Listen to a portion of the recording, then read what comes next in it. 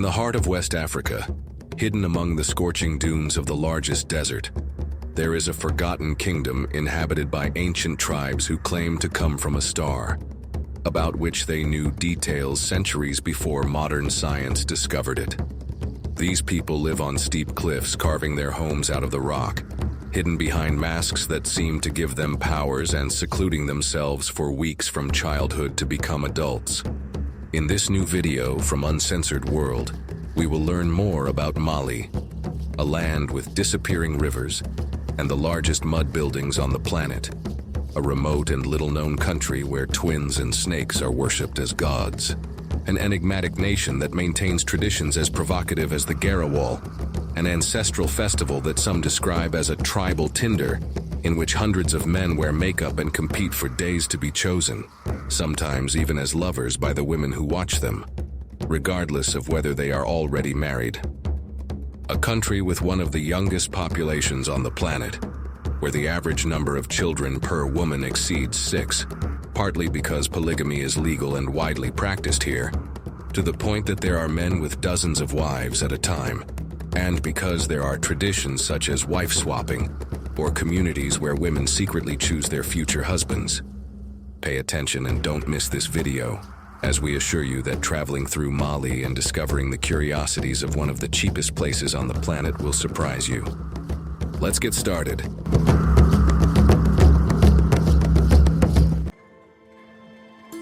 In a remote corner of West Africa, hidden among the dunes of the Sahara, the largest hot desert on the planet, lies Mali, a country with a 1,000-year history, extreme landscapes, and traditions that seem suspended in time or taken from another reality.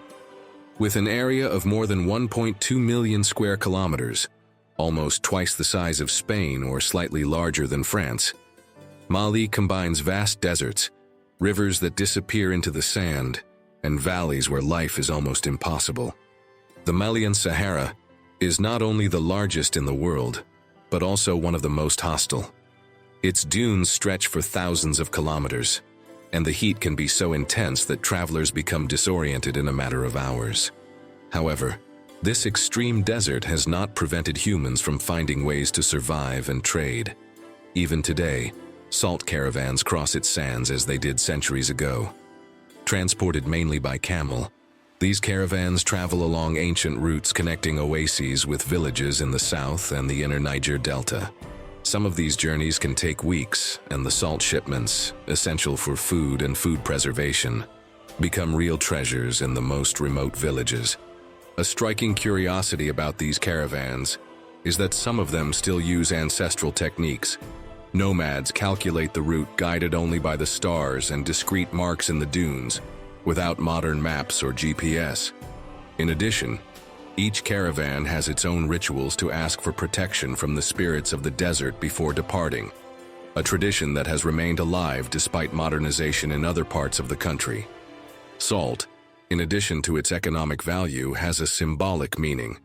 It represents resilience and the connection between the different communities of the Sahara and the Sahel. Salt in Mali is not just another condiment. For them, it is a pillar of life and survival. Thanks to salt, staple foods such as fish, meat, and cereals can be preserved, allowing families and villages in the desert to store provisions for months in an environment where extreme heat and water scarcity complicate daily life and would cause food to spoil completely in a matter of hours if it were not protected by salt. In addition, salt has been for centuries, also for this reason, a currency of exchange used in bartering to acquire livestock, fabrics, or tools, becoming a symbol of wealth and prestige, probably more important in this region for centuries than gold or precious stones. If you are surprised by the incredible value placed on salt in this fascinating country, don't forget to give us a like now. It costs you nothing and is the best way to help Uncensored World continue working every week and help you discover the world like nowhere else. Thank you. For the communities of the Sahara, each block of salt transported by the caravans is much more than an economic resource. It is a small jewel that connects the oases, rivers, and villages scattered throughout this vast desert that seems infinite. and helps them survive in one of the most extreme territories on the planet. The heat of the Sahara is so extreme that even Mali's most important rivers seem to disappear because of it. That is why here, the Niger River, which winds its way from Guinea into the interior of the country, experiences a surprising phenomenon.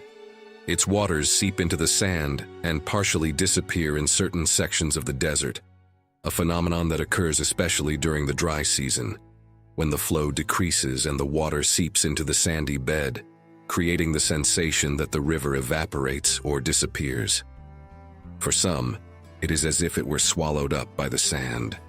This effect does not mean that the river has disappeared completely, but rather that its waters continue to flow beneath the surface and reappear kilometers further on, sometimes forming temporary lagoons or oases that sustain the life of plants, animals, and human communities. For nomads and desert herders, knowing where these underground waters reappear is vital for survival. Thanks to centuries of experience, many of them know where to dig wells and how to anticipate the movements of watercourses, making local knowledge as valuable a resource as the salt they transport. In this extreme environment, the need to survive has led peoples such as the Dogon to read the sky for centuries, deciphering the position of the stars to orient themselves, plan routes, and ensure their subsistence. So much so that, according to their oral accounts and records, they already knew details about a star that science would discover much later. According to their beliefs, human beings are descendants of gods from that star, a connection that largely explains this knowledge and has surprised scientists. The reality of this mysterious tribe, one of the most enigmatic in the world, will soon be revealed in more detail. Mali borders Niger, Burkina Faso, Senegal, Mauritania, Algeria, and Ivory Coast in a region known as the Sahel. This name comes from the Arabic Sahel, which means shore or edge, because this geographical strip lies right on the border between the Sahara Desert to the north and the African savannas to the south.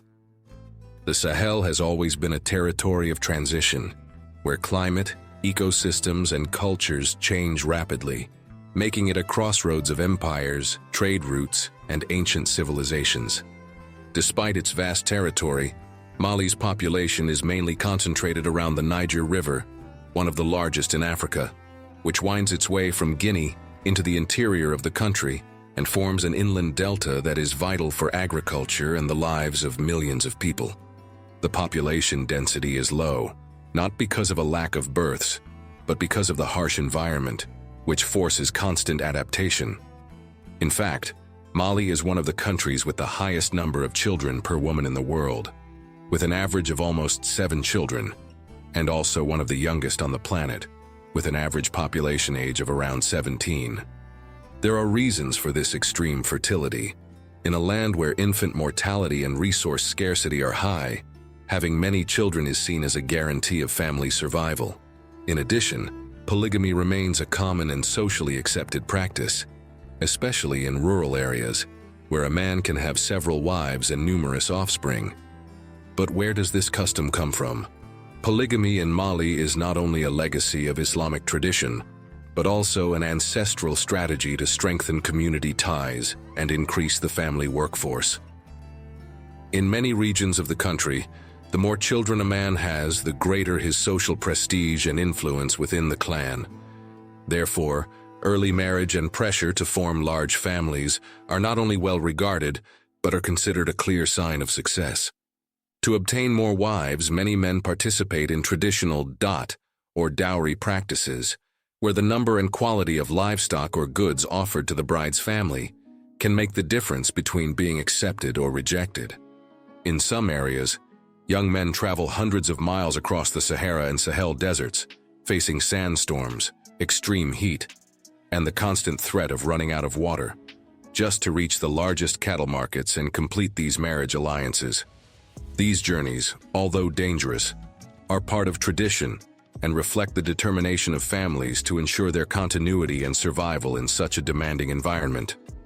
This explosive youth and high fertility also have a lot to do with the fact that, although the majority of the population practices Islam, The needs of survival in an extreme environment, along with ancient practices such as polygamy and the importance of the extended family, help to maintain this reality, which we will soon discuss in detail.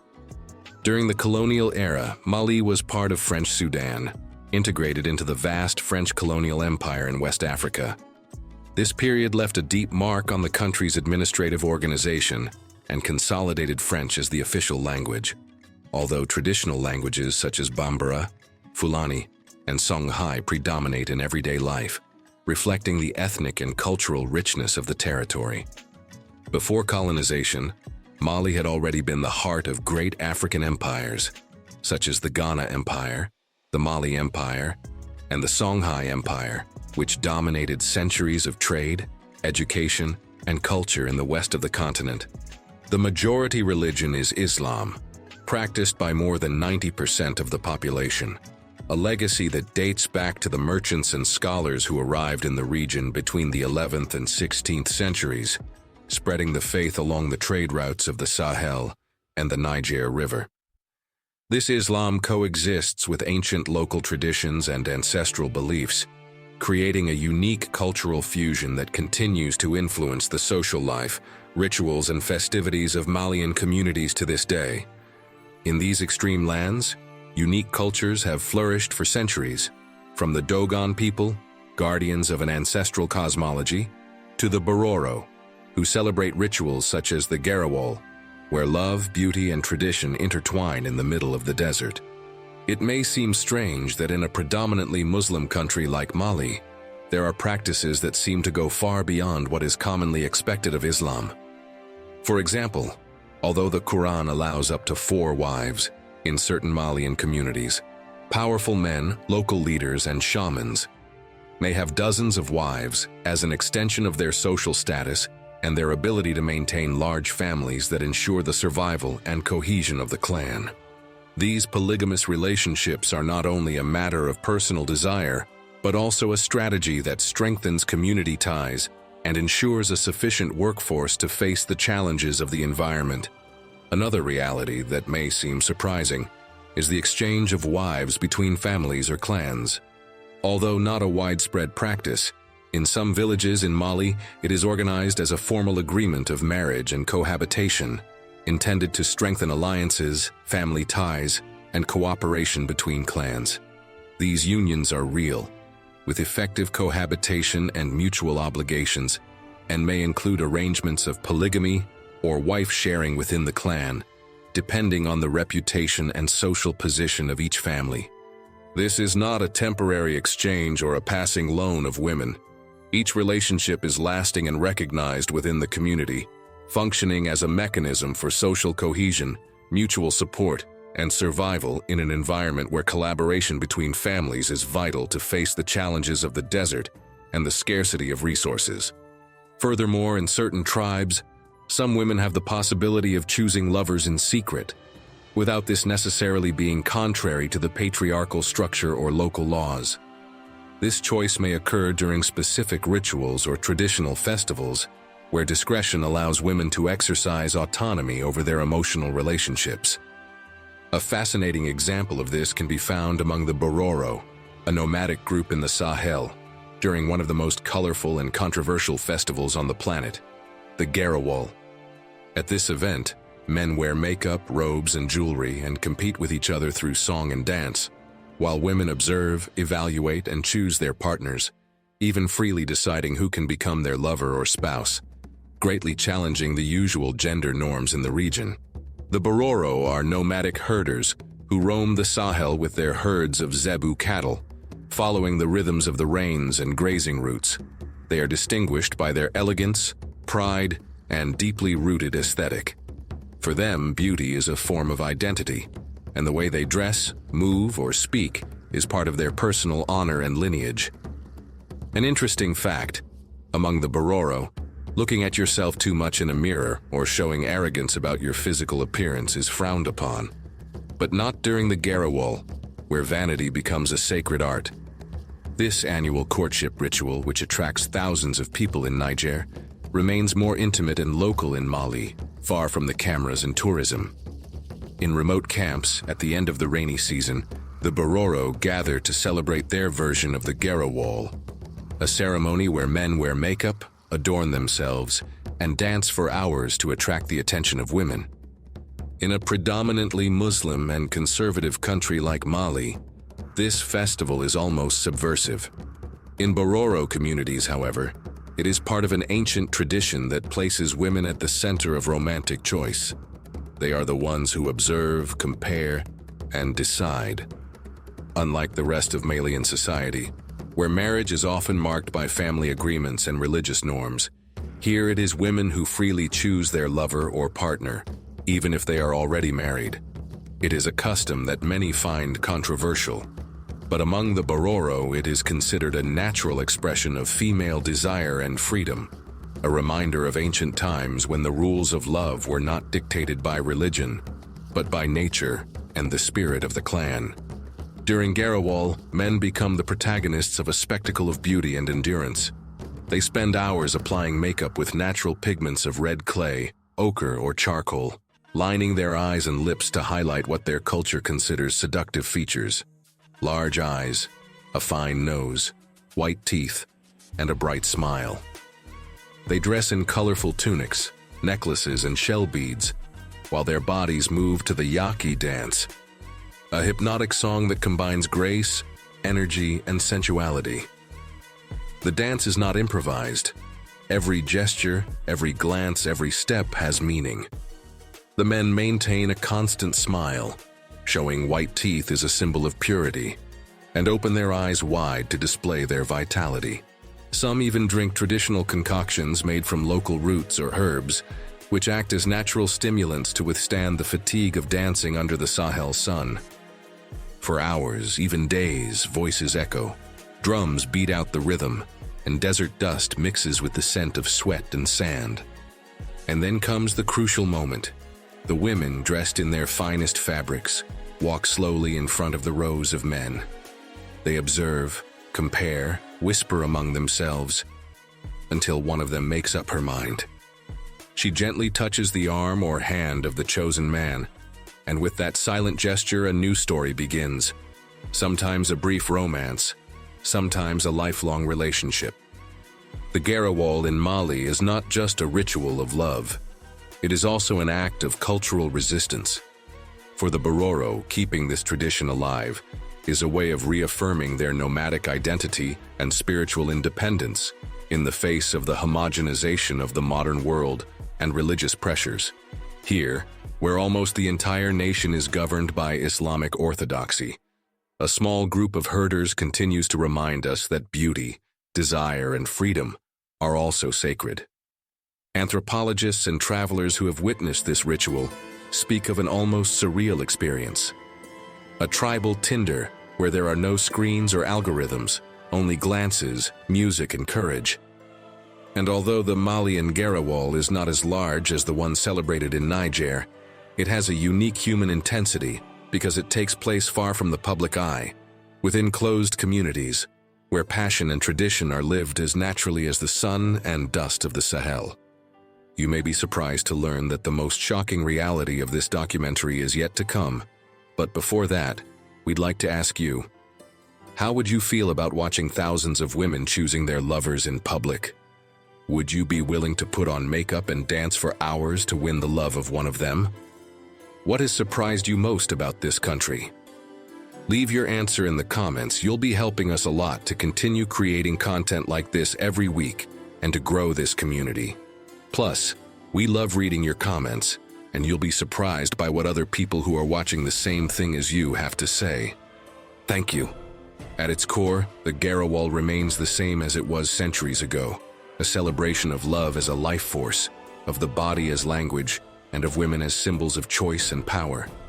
It is an ancestral window into a world where, for a few nights, the rules are suspended, and beauty dictates its own law. But the Bororo are not the only ethnic group that preserves extraordinary rituals and traditions. If we look closely at the cultural richness of the tribes of Mali, one of the most fascinating and enigmatic peoples is undoubtedly the Dogon, whose knowledge, ceremonies, and worldview make them one of the most extraordinary communities on the planet. The Dogon are an ancient tribe with astonishing astronomical knowledge. According to their tradition, human beings are descended from the Nomo, amphibious deities who came down from the star Sirius, also known as the brightest star in the night sky. Sirius is the brightest star in the night sky and is part of a binary star system, meaning it is accompanied by another star called Sirius B. What is surprising is that the Dogon also knew of the existence of this companion star long before modern science was able to detect it, just a few centuries ago. Through careful observation of the sky and their oral tradition, they developed advanced astronomical knowledge, including the position, movement, and influence of Sirius and its companion, something that has only recently been fully confirmed by modern astronomy. This knowledge was probably essential to their survival in one of the most extraordinary and extreme environments on Earth, the Sahel and the cliffs of Mali, where the climate is extreme, with prolonged droughts and temperatures ranging from cold at night to scorching heat during the day. Understanding the stellar cycles allowed them to plan agriculture, crops, and harvest rituals, ensuring that they could subsist in these harsh conditions. In their daily lives, the Dogon live in carefully organized villages, often located on hillsides and cliffs that protect them from invasions and extreme weather. Their clothing is simple. Men usually wear loincloths or light fabrics, while women wear skirts and fabrics adapted to the heat. They often do not wear underwear, following ancient traditions that prioritize comfort and adaptation to the environment. Daily life combines agriculture, livestock breeding, and community work with rituals and ceremonies that maintain social and spiritual cohesion. The Dogon worldview is also notably reflected in their masks, used in ceremonies and ritual dances. For the Dogon, these masks are not mere adornments. They believe that they confer power and spiritual protection, connecting them with ancestral spirits and the Nomo. The shapes of the masks are extremely varied and symbolic. Some represent animals, others stylized human faces, and many contain geometric elements alluding to stars and constellations. An interesting fact is that certain models can only be worn by initiated men, and the movements and gestures during the dances seek to convey the power of the ancestors and the cosmos. Much of the Dogon's power and knowledge is developed from childhood and early youth. As part of their rite of passage into adulthood, young Dogon, usually between the ages of 11 and 15, seclude themselves in caves on cliffs for days and even weeks, in complete isolation and absolute silence. This solitary initiation, known as Sigwai, not only tests their physical and mental endurance, but also allows them to connect with the spirits, learn ancestral secrets, and acquire what they consider mystical abilities and deep spiritual wisdom, preparing them to fully integrate into adult life in the community. During this time, the young people feed only on herbs, roots, and ritual water, living in austere conditions that reinforce their discipline, concentration, and connection with the sacred. Each day in these caves or sacred huts is another step in their preparation, teaching them to interpret signs from nature, listen to messages from the wind and the stars, and understand the complex cosmology that guides the Dogon's lives. Within the Dogon worldview, twins occupy an extraordinary and sacred place, unlike in other cultures. They are believed to descend directly from the gods, acting as guardians of the community, bringers of luck, protection, and vital energy. This gives them a special status from birth and explains why multiple births are celebrated with very specific rituals and ceremonies, considered manifestations of the divine. In the Dogon view, not all humans share this direct connection with the gods. Twins are seen as intermediaries between the spiritual world and everyday life, which makes them especially revered and protected. In some Dogon villages, snakes are revered and live near houses and fields, especially in rites related to fertility, crop protection, and harmony with the earth. Some of these snakes are poisonous, but the Dogon treat them with respect and care, believing that their presence warns of dangers or heralds important events for the community. They consider these animals to be guardians of ancestral secrets and symbols of power, capable of transmitting messages between the spiritual and earthly worlds. For these reasons, magic, supernatural forces, and interaction with the invisible are not only accepted, but are an integral part of their daily lives, teaching children from an early age to respect and read the signs of nature and the sacred. The Dogon's way of life is closely linked to their environment, which is often as surprising as they are, since their houses and warehouses are built on cliffs called Bandiagara, a region of escarpments and plateaus that offers safety, panoramic views, and natural protection from extreme heat. The caves in the cliffs serve as cool spaces, shelters from drought and heat, and strategic locations for storing food and supplies. Living on these cliffs also allows them to keep watch over their surroundings, protecting themselves from invaders and wild animals. These dwellings are not the only striking constructions in Mali. The country is also famous for its mud buildings, some of the tallest and most spectacular in the world. The city of Djenné, a UNESCO World Heritage Site, is home to the Great Mosque, considered the tallest mud construction on the planet, at over 25 meters high. This temple is not only a religious center, but also an example of the architectural ingenuity of the Malians, who are able to adapt mud and adobe to create sturdy and beautiful constructions that last for centuries. In addition to the Great Mosque, other villages in Mali also preserve impressive mud buildings, such as communal houses, warehouses, and defensive towers, which combine functionality with aesthetics. These buildings, constructed using traditional techniques, help to regulate the interior temperature, protect against rain, and provide a central community space for the social and religious life of the villages. But if there is one city in Mali that every traveler should visit, it is the legendary Timbuktu, one of the most enigmatic and fascinating places on the planet. Known as the place where knowledge was centuries ahead of Europe, Timbuktu was for centuries a center of trade, culture, and learning in West Africa. During the Middle Ages and the Mali Empire period, the city was home to dozens of universities and Quranic schools. Some sources mention more than 12 major centers of learning that attracted students from all over Africa and the Islamic world. Astronomy, mathematics, medicine, law, and philosophy were studied there, long before many of these disciplines were taught in Europe. In addition to being an academic center, Timbuktu was a crucial trading hub in the world, as gold, salt, slaves, and fabrics were exchanged here, and its streets were filled with merchants, scribes, and travelers who brought books, knowledge, and news from faraway places.